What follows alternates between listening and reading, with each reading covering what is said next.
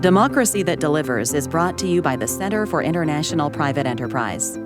Now to your host. Hello, everyone, and welcome to Democracy That Delivers podcast.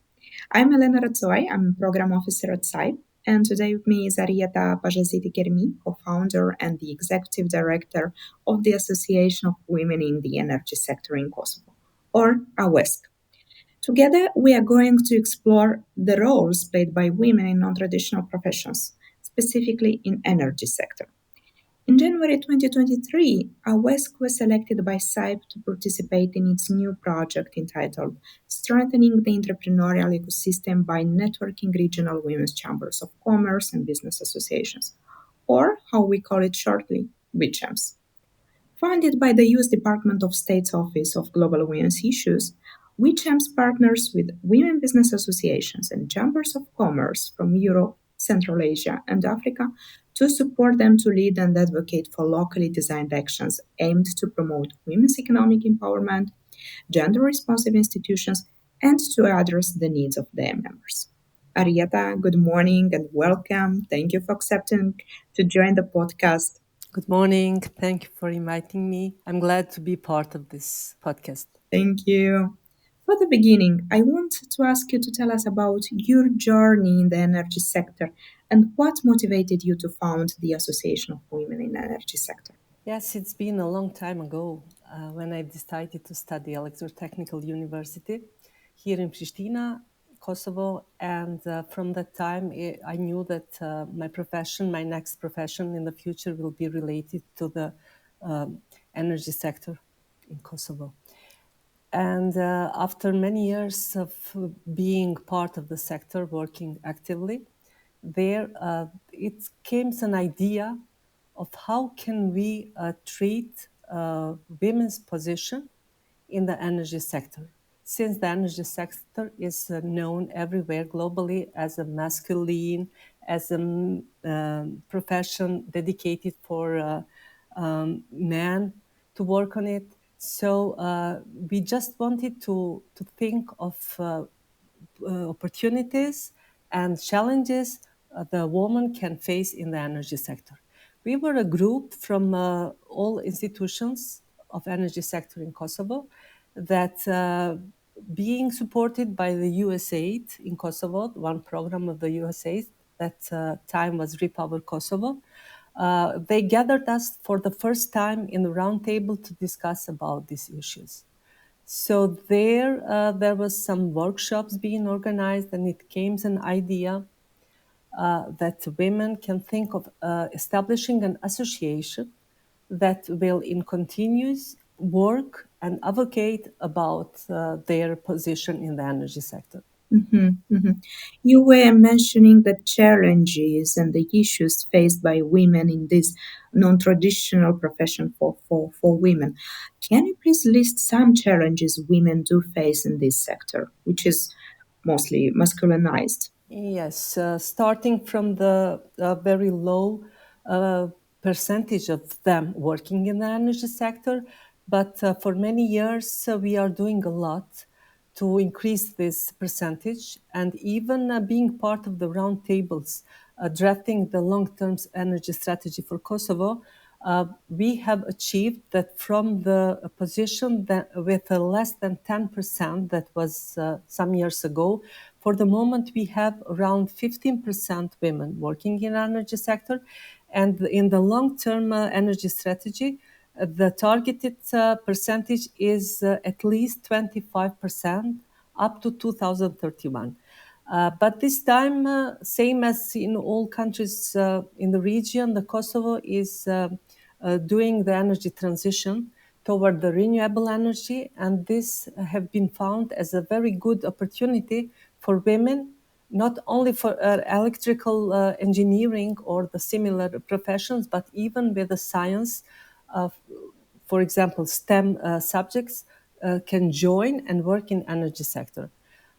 These are the initial challenges, but there's come another one that happens in all sectors, like the difficulties of work-life balance, then motherhood period, the talent pool, to have the same opportunities to be a part of talent pool than to have opportunity for trainings and improvements, up to the leadership positions that unfortunately are still very low. And it's a challenge within a challenge if we talk about the leadership position in the technical departments, because some numbers from the finances or HR departments can maybe justify this increase of the percentage. But when it comes to the core business departments and the technical departments, the percentage and the numbers still remain very, very low. Anyway, congratulations on this achievement, because increasing women's representation by 5 percentage points is very huge. So, indeed, congratulations. Can you tell us more about what specifically you did to support women to be more represented in energy sector? We have been registered as a non-profitable NGO from 2018. We have been launched on 2017. So we were the address when women can be oriented and join the association or work with us together to achieve the same goals and the objectives. And we did a lot on advocating. We started with the first project that was support of the young girls to be oriented in the STEM subjects. And this we have implemented in the 5 cities of Kosovo, all around the Kosovo, in the high schools, with the students of the last year, just before graduation. This has been done with information sessions. In each of the information session, our members, 5 of our members for each city, have presented their personal and professional pathway to achieve the title and the career.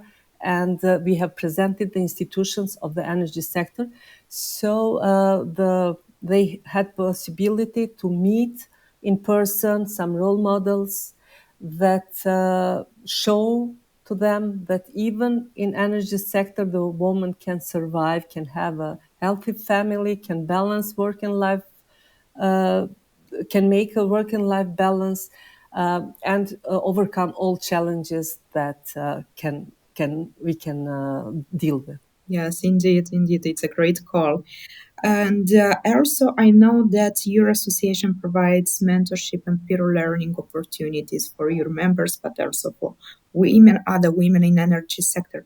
Can you please share with us what do you think? What kind of role does mentorship and peer learning play in supporting women to engage, especially in non-traditional professions for women? Yes, it's a very good opportunity. And comparing with the time when I was student, for example, we didn't have those kind of opportunities.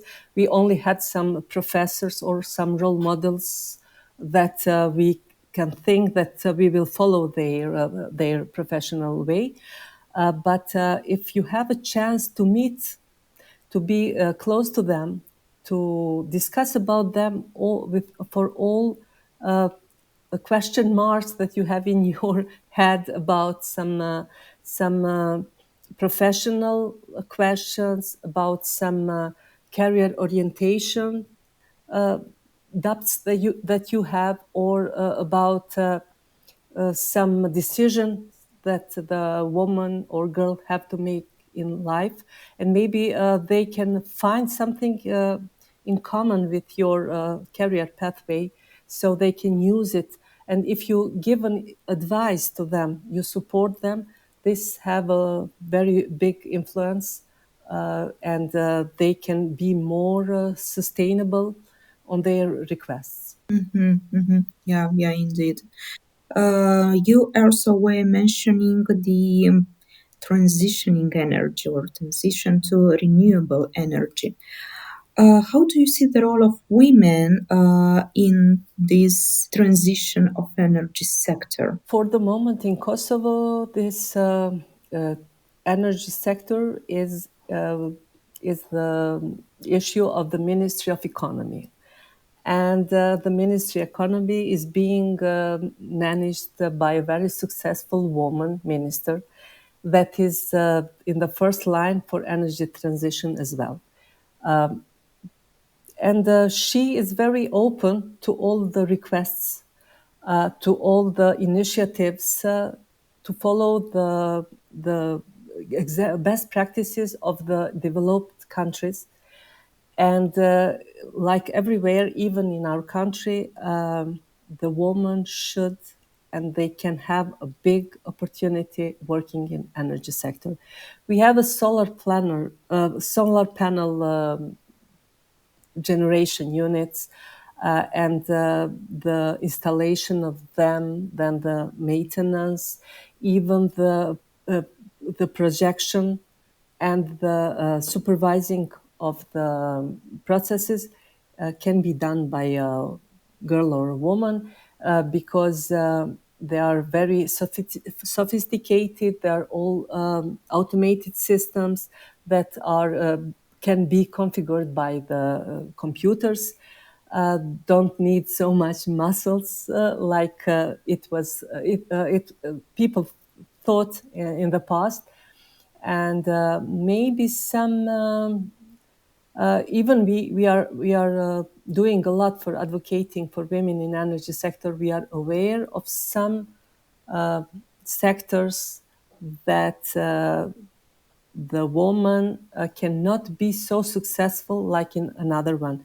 It's work in the substation with the shifts, and for example, during the night, only one operator should be in substation, and even the process is all automized. There came some situation when you have to go to the field and do it by yourself, and or distribution level or transmission level in the over high lines. There are some sectors that even all men cannot deal with that. So it's normal, or we can expect that the woman cannot be, these kind of jobs or sectors are not attractive for women. I see. You were mentioning indeed that now, in general, the technologies support more women to enter into positions, into the fields that require. Previously required the use of physical power, and now because there are machines, because there are technologies, everybody can perform this job, and it doesn't depend on the physical power the person has. How do you think? What kind of other opportunities or what kind of other needs women require to be encouraged to enter into this energy sector? You mentioned the working shifts. You mentioned that still there are some works that require a great physical power. Do you think that there might be any modifications to these, or probably some legal changes that can support women to enter more and more in energy sector? Yes, yes. We truly believe that the policies and the regulations that can be drafted and approved within the organizations and the sector in general can help a lot, but not only to be drafted and approved, but to be implemented as well. So the women can find themselves equal even in the applying period, and in applying period when they want to be part of that institution, and to retain, to have a good, to good, how to say, good possibilities to retain on that job.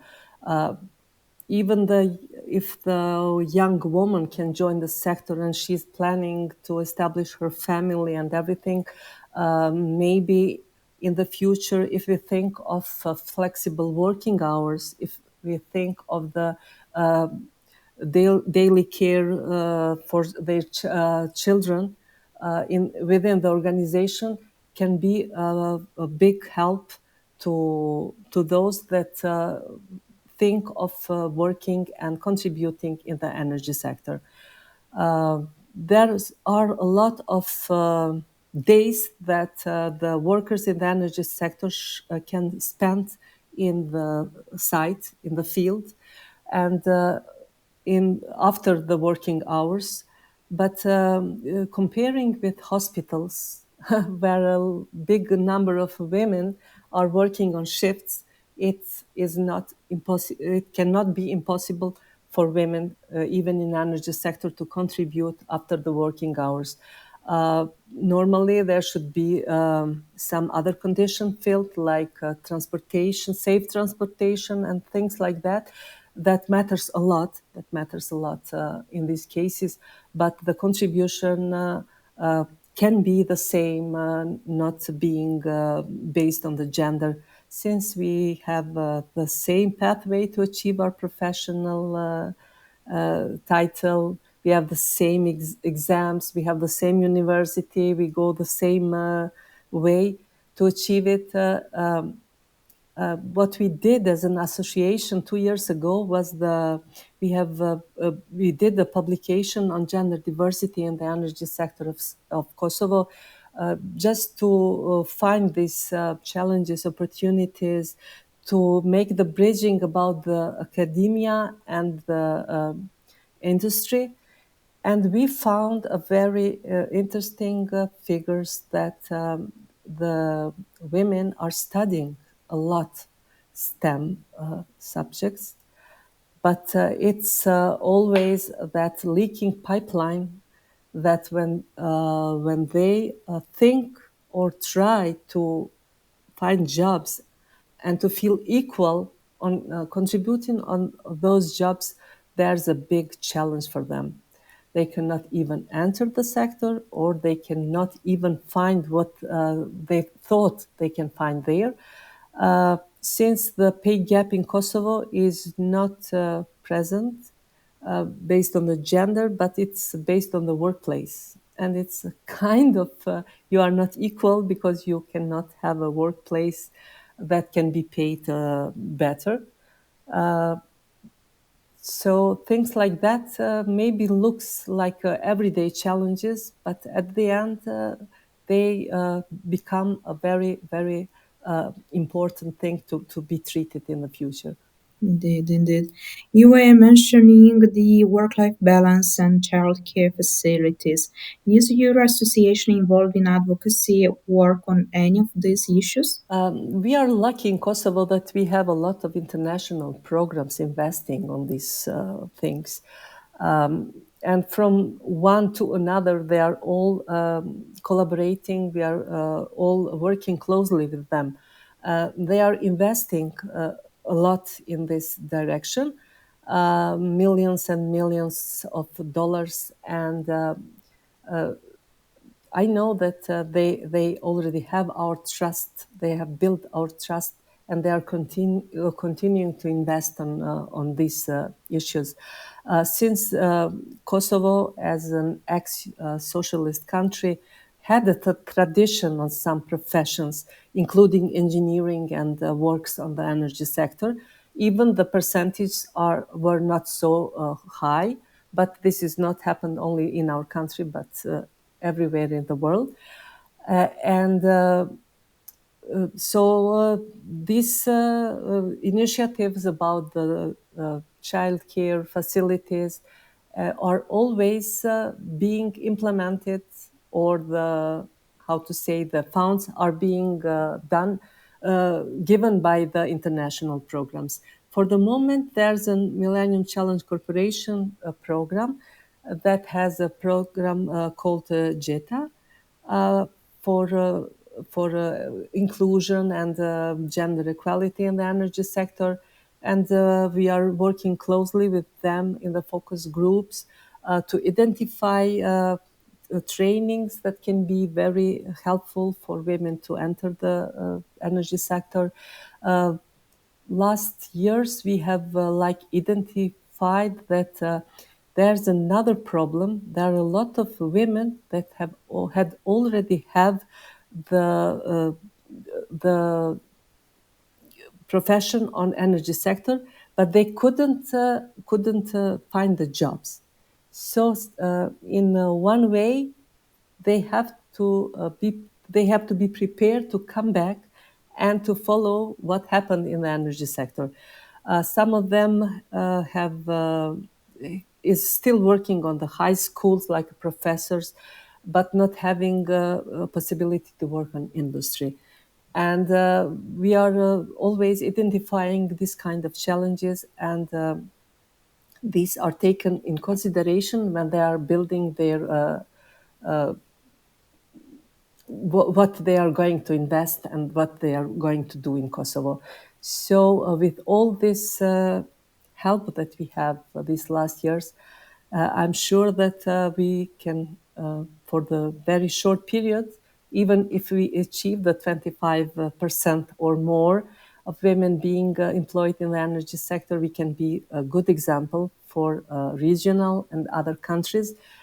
Because even the AWESK, our association, is one and only in the region that is dealing as an NGO with this advocating issues. And I have to say that this, our contribution in AWESK, is in addition to our primary work, because more than 230 members of AWESK is working somewhere in the institutions of energy sector, or some of them are students. And so we are doing this above ourselves, in addition to our primary work, and trying not to mix our work and engagement in that association. Even when we are providing the mentorship that is in-kind contribution from us to the programs, we are tending not to, for example, I'm working in one company, not to mentor someone that is coming to do the mentoring in my company, not to mix the role of the supervisor that have in the company and the mentor from others. We thought that it should be very natural. It should be very not being impacted by something else or someone else. So just to raise that feeling of feeling comfortable in the energy sector. You were mentioning a lot of benefits you provide to your members, including mentorship, participation in advocacy, and so on. But just to summarize, what do you think are the benefits, or why women should join a business association, especially women working in non-traditional professions? What would be the benefit? When we started working on association, it was like taking away a curtain from our eyes, because we were just being, how to say, educated to work within an institution. We didn't have chance to be part of the civil society, to be part of different round tables when people discuss with pros and contras, because in the institution it's always one way of working, and everything should be pro. And it was very interesting for us. So in the beginning, we had the opportunity to ask for a support, and the USA gave us a support on some trainings for the association. And it happens, I want to share this with you, that it happens once that our trainer, after the coffee break, when he came back in the classroom, he said, please leave your brain outside. Don't think with the brain of an institution. Start thinking as an NGO. And there was for organizing NGO, how to apply for funds and things like that, that we were not feeling so comfortable, since it was since that time it was a totally different way of working. And this is very important. This is how to say, the base of the peer learning, because we meet on our meetings for applying on some project or for discussing something. So you meet your friend that is working in another institution, you got some information, you know you identify something that we think, and we always convert them to our action in the community we live. That's amazing. I really hope that all this information will encourage more and more women to join your association, but also to create other associations in other countries, specifically if they work in non-traditional professions. Arieta, we worked together for almost 2 years on the WeChamps project to support the associations to strengthen their internal capacities, to network with other women's business associations from other countries, and to conduct advocacy work. Can you share how has the involvement in WeChamps impacted, supported AWESK in supporting your members? Yes, similar to what I said when we started working on contributing on association, it happens even with the cooperation with the CIPE and in the phase of mentoring. When we were really specific field, and our mentor always was encouraging us to start working on intersector collaboration. And this was really successful because at the end we have a new activity that we are calling AWESK Dialogues. And we are organizing time to time roundtables when we invite representatives of different sectors and discuss with them about all opportunities and challenges the women can have in our sector and related with their sector, because economy is in economy every sector is relating. And it was with the banking system, very successful roundtable. We did it with the universities. Then we had some visits to some programs and some other meetings. And in the future, we are always trying to find which sector should be very important to meet and to start collaborating with them for the good of our community and society. Yes, and I follow your dialogue sessions with different institutions, and indeed, they're very successful in order to promote the idea and in order to create collaborations. I want to mention for the listeners that in WeChamps we collaborate with 25 women's business associations and chambers of commerce from different countries from Europe, Central Asia, and Africa. And we encourage the participating associations to conduct network. Arieta, can you tell us if your association, if AWESK, had an impact or was impacted by the networking or collaboration with other organizations from other countries? Yes, the networking. I think that the networking is something that is very important for everyone, but for association and other organization is the main thing.